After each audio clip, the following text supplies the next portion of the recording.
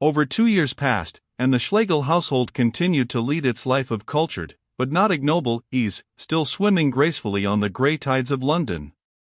Concerts and plays swept past them, money had been spent and renewed, reputations won and lost, and the city herself, emblematic of their lives, rose and fell in a continual flux, while her shallows washed more widely against the hills of Surrey and over the fields of Hertfordshire. This famous building had arisen, that was doomed. Today Whitehall had been transformed, it would be the turn of Regent Street tomorrow. And month by month the roads smelt more strongly of petrol, and were more difficult to cross, and human beings heard each other speak with greater difficulty, breathed less of the air, and saw less of the sky. Nature withdrew, the leaves were falling by midsummer, the sun shone through dirt with an admired obscurity. To speak against London is no longer fashionable. The earth as an artistic cult has had its day, and the literature of the near future will probably ignore the country and seek inspiration from the town. One can understand the reaction. Of Pan and the elemental forces, the public has heard a little too much, they seem Victorian, while London is Georgian, and those who care for the earth with sincerity may wait long ere the pendulum swings back to her again. Certainly London fascinates. One visualizes it as attractive quivering grey, intelligent without purpose, and excitable without love, as a spirit that has altered before it can be chronicled, as a heart that certainly beats, but with no pulsation of humanity. It lies beyond everything. Nature, with all her cruelty, comes nearer to us than do these crowds of men. A friend explains himself, the earth is explicable, from her we came, and we must return to her. But who can explain Westminster Bridge Road or Liverpool Street in the morning, the city inhaling, or the same thoroughfares in the evening, the city exhaling her exhausted air? We reach in desperation beyond the fog, beyond the very stars, the voids of the universe are ransacked to justify the monster, and stamped with a human face. London is religion's opportunity, not the decorous religion of theologians, but anthropomorphic, crude. Yes, the continuous flow would be tolerable if a man of our own sort, not any one pompous or tearful, were caring for us up in the sky. The Londoner seldom understands his city until it sweeps him, too, away from his moorings, and Margaret's eyes were not opened until the lease of Wickham Place expired. She had always known that it must expire, but the knowledge only became vivid about 9 months before the event. Then the house was suddenly ringed with pathos. It had seen so much happiness. Why had it to be swept away? In the streets of the city she noted for the first time the architecture of hurry and heard the language of hurry on the mouths of its inhabitants, clipped words, formless sentences, potted expressions of approval or disgust. Month by month things were stepping livelier, but to what goal? The population still rose, but what was the quality of the men born? The particular millionaire who owned the freehold of Wickham Place, and desired to erect Babylonian flats upon it, what right had he to stir so large a portion of the quivering jelly?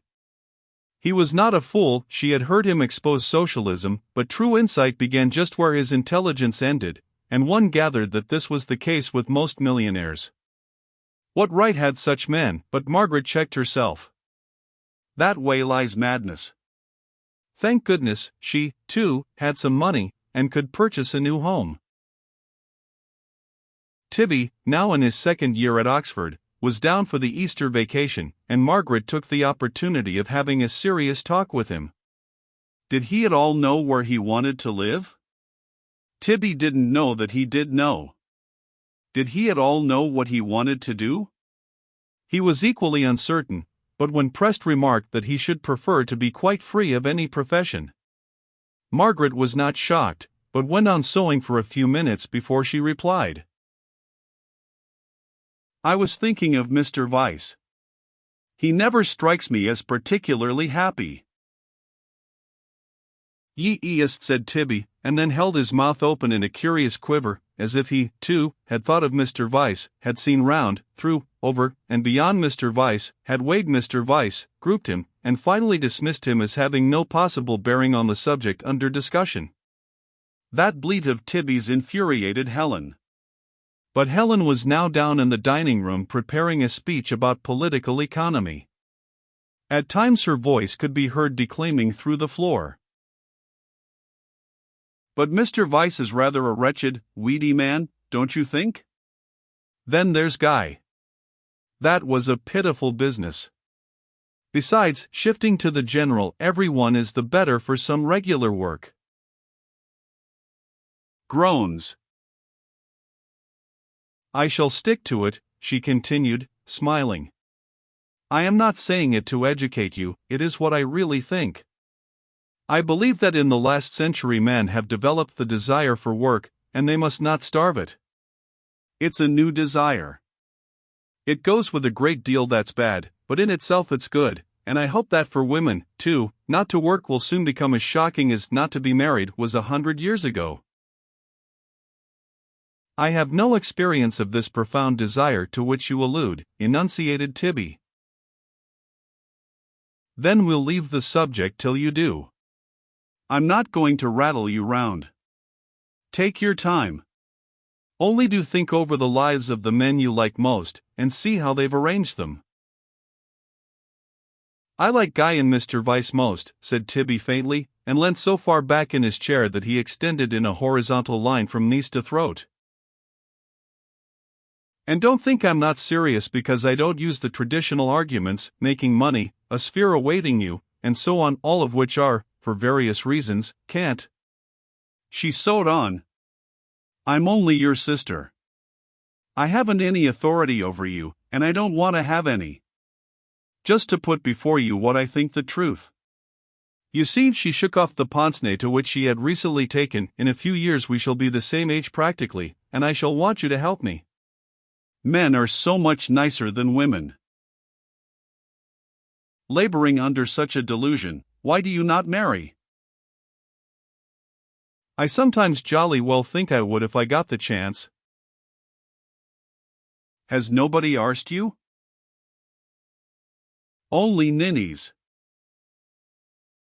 Do people ask Helen? Plentifully. Tell me about them. No. Tell me about your ninnies, then. They were men who had nothing better to do, said his sister, feeling that she was entitled to score this point. So take warning, you must work, or else you must pretend to work, which is what I do. Work, work, work if you'd save your soul and your body. It is honestly a necessity, dear boy. Look at the Wilcoxes, look at Mr. Pembroke. With all their defects of temper and understanding, such men give me more pleasure than many who are better equipped, and I think it is because they have worked regularly and honestly. Spare me the Wilcoxes, he moaned.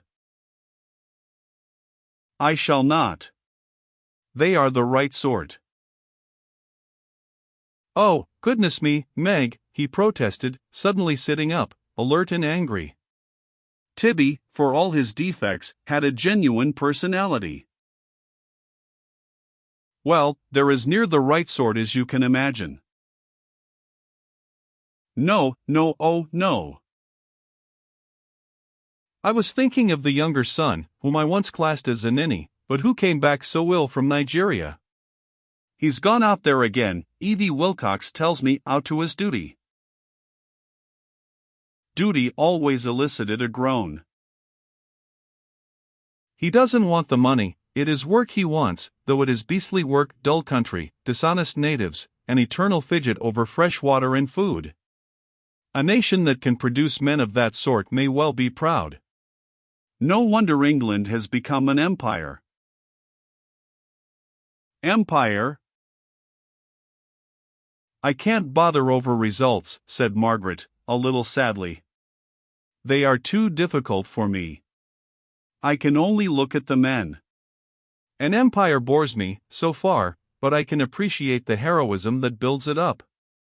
London bores me, but what thousands of splendid people are laboring to make London.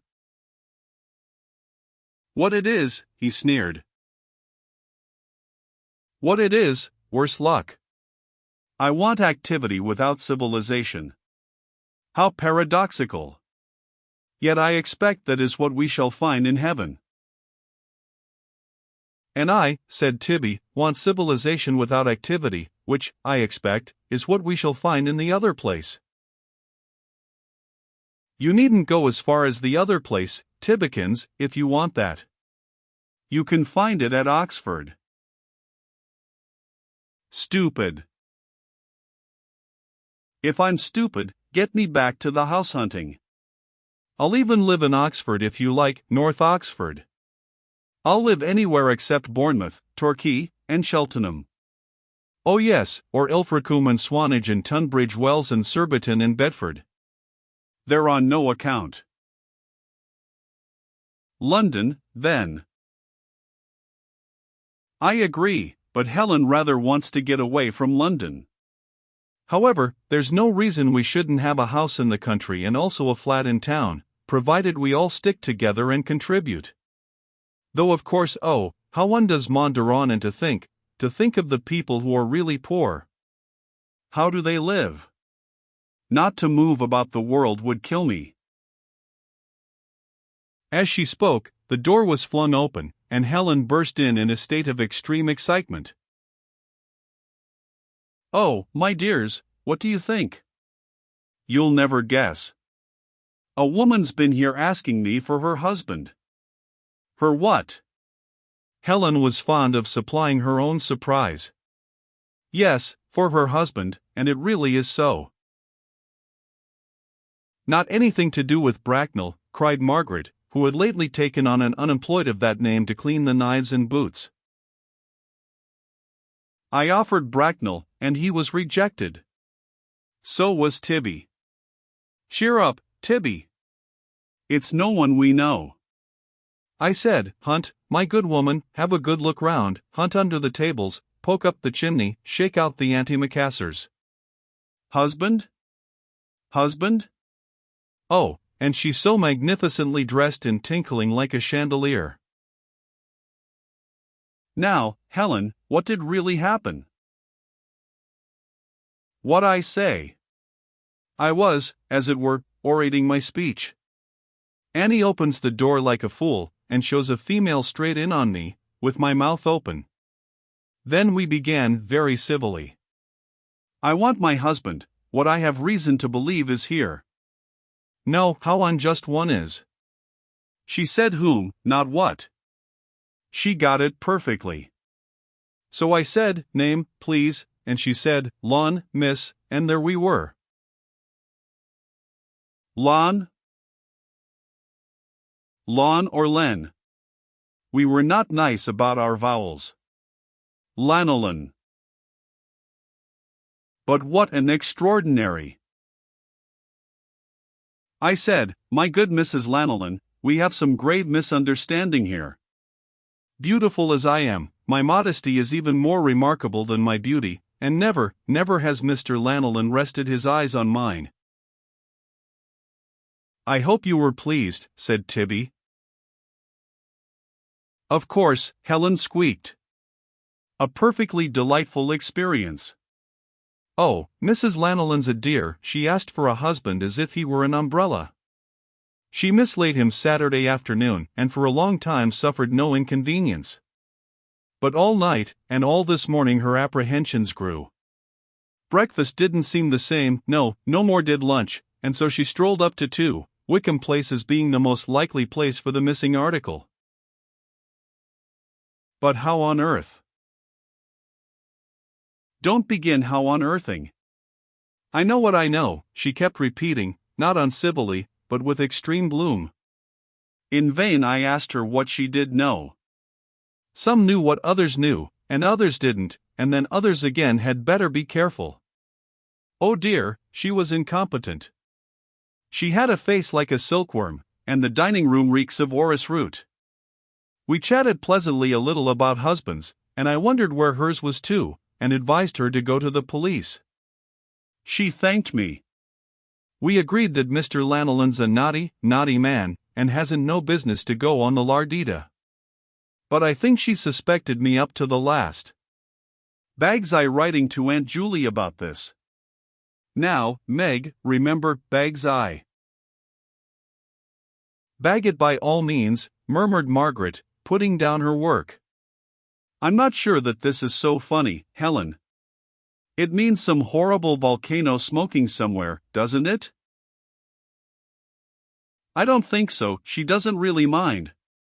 The admirable creature isn't capable of tragedy. Her husband may be, though, said Margaret, moving to the window.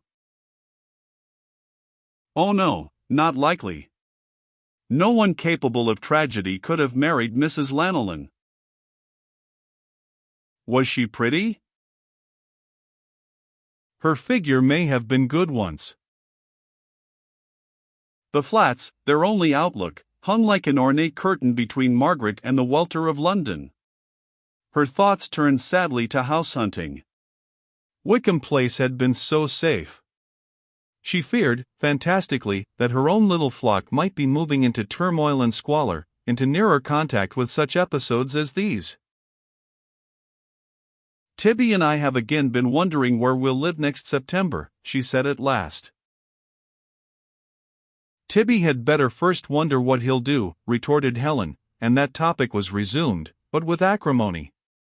Then tea came, and after tea Helen went on preparing her speech, and Margaret prepared one, too, for they were going out to a discussion society on the morrow.